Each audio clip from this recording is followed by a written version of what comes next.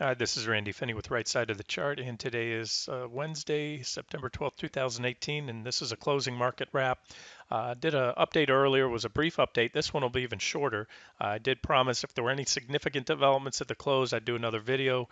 And I did posted a few charts on Right Side of the Chart there, but I also want to do a video for the YouTube followers. You guys, I appreciate the comments and the feedback. And as always, if you like a video, please give it a thumbs up. So here's what I'm looking at. Today was interesting. I'll tell you, the action over the last week or so has been very interesting. Often live in the world of the intraday charts, and I haven't seen so many, big sharp rips and dips. We're talking 1.5% up, down in the NQE mini futures and in QQQ over the last week or so. And we've had quite a few breakouts. But let me just get to what I'm looking at here and what to watch for tomorrow. So today we're all over the place. Not a huge day, but again, we didn't close. We did print a red candle. Remember, we had a bullish engulfing yesterday. And as I said, I don't put too much weighting in that because it didn't come at the end of an uptrend. I'm sorry, the end of a downtrend. That's where you want to see a bullish engulfing for a reversal stick. So, hard to take anything from it. We closed at the upper end of the range, so let's just call it a wash today. But bigger picture and what I did here, I'm on the daily chart of QQQ, and this trend line here is the one I've been focusing on off the early April lows. And so we have now another back test of that trend line. So there it is, called a stalemate. Bulls nor bears won today. What I find interesting, and this is what I shared on right side of the chart shortly before the close, this is a 15-minute chart of QQQ. So a couple things to note on this chart that stand out to me. Number one is we recently had a divergent low on this 15-minute time frame. There's your divergence lines, just like we had negative divergence here on the high. There was a little wedge that broke down that triggered this sell-off. So we had bullish divergence with QQQ making two equal lows right there and there versus the indicators making higher lows. So negative divergence, you can either have prices making lower lows or equal lows, and the indicators as long as they're making higher lows, which they have here. So there it is. Now, that hasn't really played out for much yet. So what I'm watching, and this is what I pointed out on rightsideofthechart.com just a little while ago, this line here, it's pretty well defined, 182.65. You have a gap back here. Gaps are natural areas of support and resistance. The bottom and tops are gaps. You have a reaction here, and then you have this trading range that QQQ has been in now, barring this one little brief whipsaw signal. So there's a whipsaw. We had a breakout above the range, but you can see it stopped cold at this trend line I have here on this 15-minute chart yesterday. That was yesterday's breakout. And look where we closed today. So what I see is QQQ is pushing up. And I'm going to tell you this. I'm softened a little bit up on my bearish outlook, and this is what I said on the site. If they pop above this tomorrow, we part closed right on it, but if they pop above it with conviction, and especially above those recent highs, that's probably going to propel us up there. Sure, it could be another fake false breakout, but sometimes you have to take things on face value. And since the primary trend is still bullish, you need to respect that if you're short.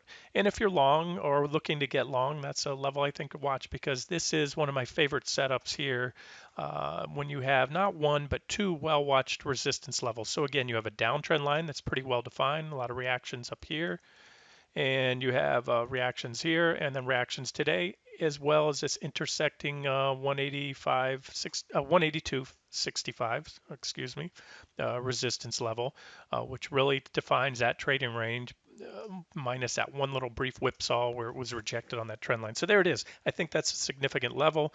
And as I said, it depends how you're trading. If you're bullish, that's what you want to see. Maybe add to your positions.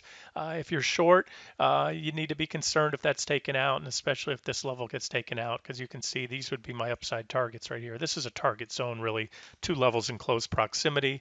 And if they take that out, I'll tell you, if they get that close, usually when you get that close to new highs, you're going to make them. So either way, these are the nearest levels. And this would be, let's just say if we get a convincing impulsive break out of there, maybe a back test that holds, that would be my minimum target. However, like I said on the site, resistance is resistance until and unless broken. So you simply had QQQ close at the at resistance right there, right on that trend line, right on that 182.65 level, give or take.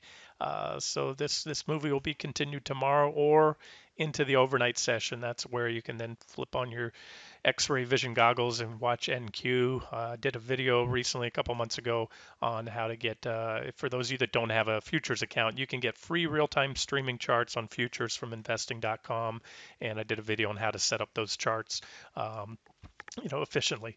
But there it is. So that level to watch. Now, also interesting enough, look at SPY. This is a 15-minute chart of SPY, and posted this chart right after in the comments section on the site after the post on QQQ. 289.40, very well defined level. You can see that level acted as support here. Well, first of all, you have a big old gap right there. Sorry, I meant to use a circle tool just to show you the gap. There's a gap. Then prices remained up there. That acted as support. Continued to act as support. Had a couple little whipsaw breaks there, and then finally the real deal breakdown, and support once broken then becomes resistance. Resistance, resistance, resistance. So 289.40 and that level I just highlighted on QQ, or those intersecting levels on QQQ, seem to be, at least in the world of these 15-minute charts, pretty significant levels here in the near term. So, if they're rejected here, we're going to go back down to the bottom of the range. And I'll tell you, this range is getting pretty long in the tooth in both QQQ and SPY. If we're rejected and we go back down, I favor a breakout to the downside. It would move down here to at least 285.60 on SPY, because that level's been knocked on a lot. You tap, tap, tap, tap, tap on something, eventually it's going to break. And that works the same to the upside as well. That's why I think we're ready to break out one way or the other. And you just have to respect whichever way we do. If it's a upside breakout and you are short and you got stopped out. Well, if it proves to be another whipsaw signal, you can always get short again, especially if we break to the bottom. And if you're a long side trader, again, you can take some long exposure on a break of both of these levels. And I think it's important to wait for them both to get taken out, not just one. So if you're trading QQQ, for example, you want to see SPY breakout as well. From my experience, if you have both SPY and QQQ at a key level, support or resistance. One breaks out, the other doesn't. That first breakout very often can prove to be a whipsaw signal if the other index holds that support or resistance level. So that's what I'm watching. I'm also watching IWM small caps. I posted this in the trading room on the right side of the chart this morning. What you're looking at here, it's a little bit busy. I have a lot of levels there to watch. But what stands out to me on IWM is just a nice, clean rising wedge pattern. In fact, this trend line is even more significant, or more validated, I should say, than the ones that I'm watching on XLK, QQQ. It's maybe comparable to Amazon's trend line, but this one comes all the way back from the February lows right here, and you have a lot of reactions on it. So I think it's a very well-defined trend line. IWM has been dancing on that trend line, just like XLK has been dancing on its trend line. QQQ is just still below its trend line testing, but you also have the negative divergence in place. Why is that important? Well, you can see here, this is a 2-year chart, and you can see we've had, we had a divergent high here, and there was a correction. These are all decent corrections in IWM. Divergent high here, there was your correction, and now we have a divergent high here. So there's your divergence lines down below, and take it for what it's worth. So that tells me that, hey, even if we get an upside pop in QQQ and SPY and we rally tomorrow, or for a few days or a week or so here, this wedge, this trend line is looking ripe for a breakdown soon. And what I also mentioned is we need to see 169.70, give or take. That's a pretty decent support level, and that's just below that trend line. You can see we hammered off it today. There was a stick safe. You see this little candle here, that doji type candle.